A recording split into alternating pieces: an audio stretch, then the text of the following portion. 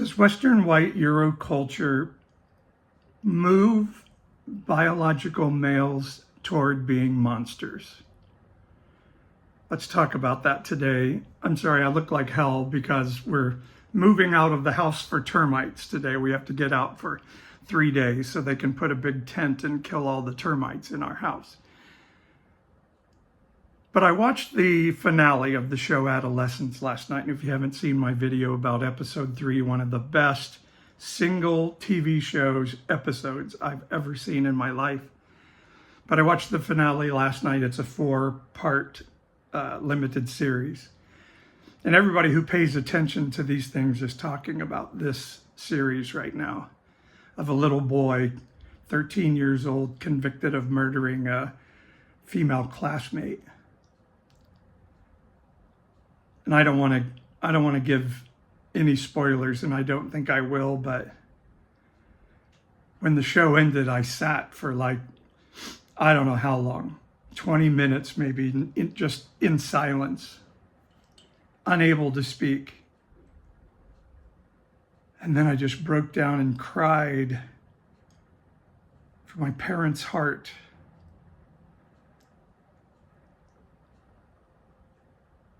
It's like the dad did his best, the mom did her best.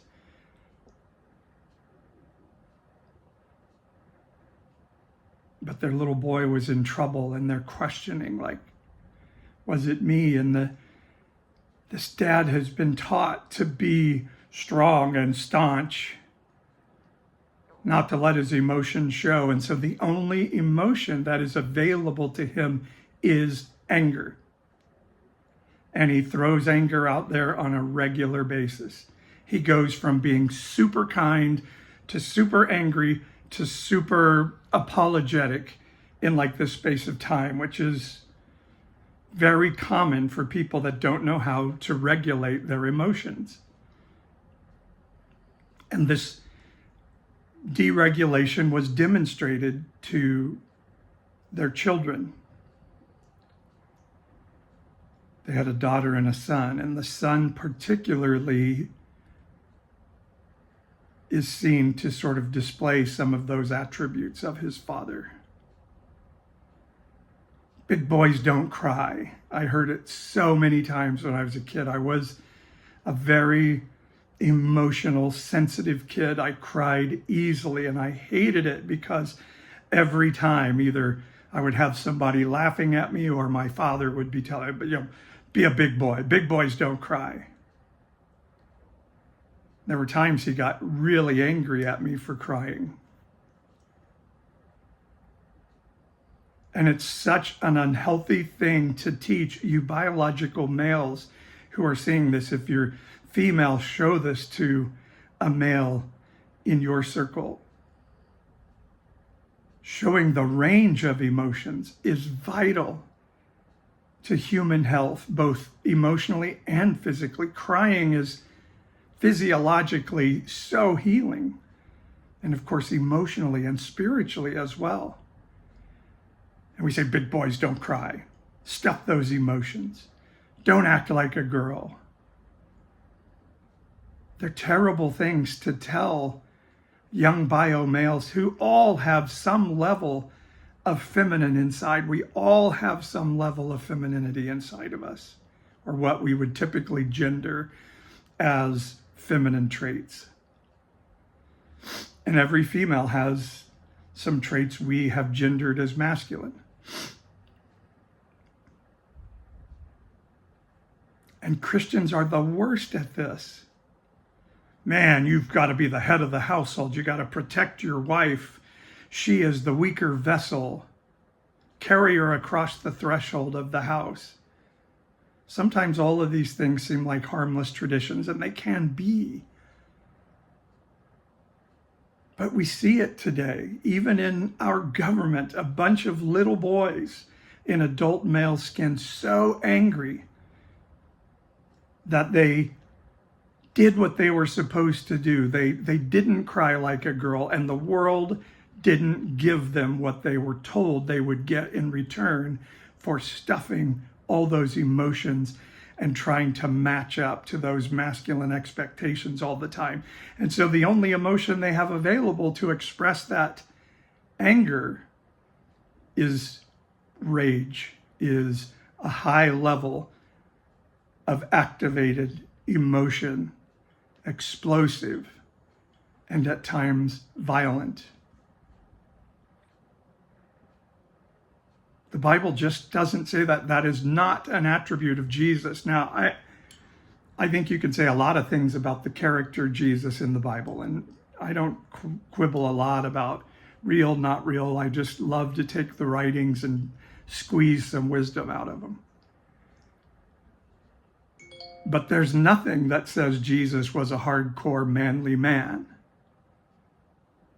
He called a woman a dog once who was of another race. But he quickly realized that was not his best response.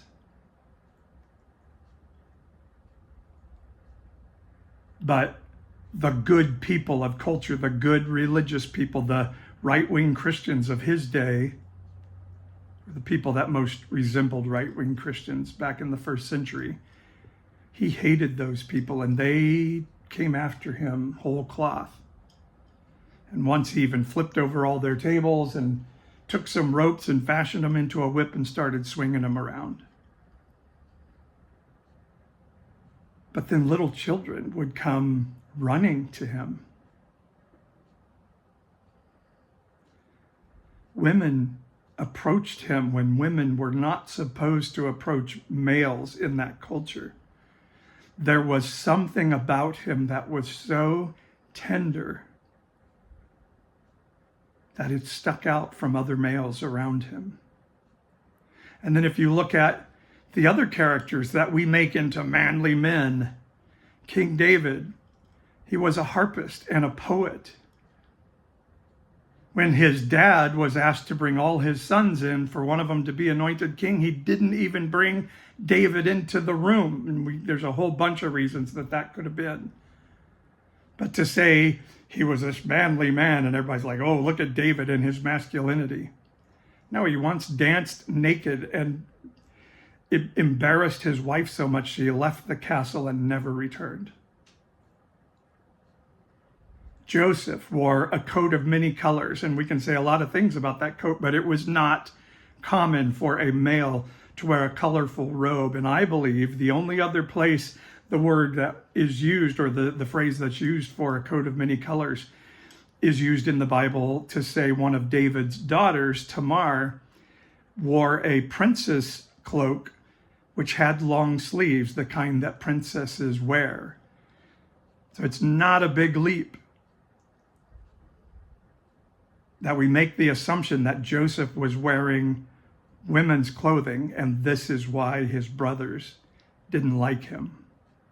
But whether you agree with that interpretation or not, he still was wearing a colorful robe, which was unusual for a male, given to him by his father, Jacob, who was a kitchen worker as a boy. He didn't go out in the fields. His dad didn't think him worthy of the family inheritance because he was smooth-skinned and a kitchen boy and not a manly man like his brother, Esau. Where does this worship of the Western idea of John Wayne masculinity come from? I keep saying John Wayne is a character on a screen. His real name was Marion.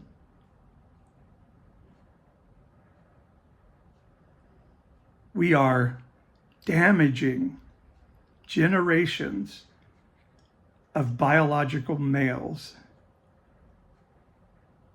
by telling them don't cry like a girl. And one of my themes of this season is big boys should cry. It's brave to cry.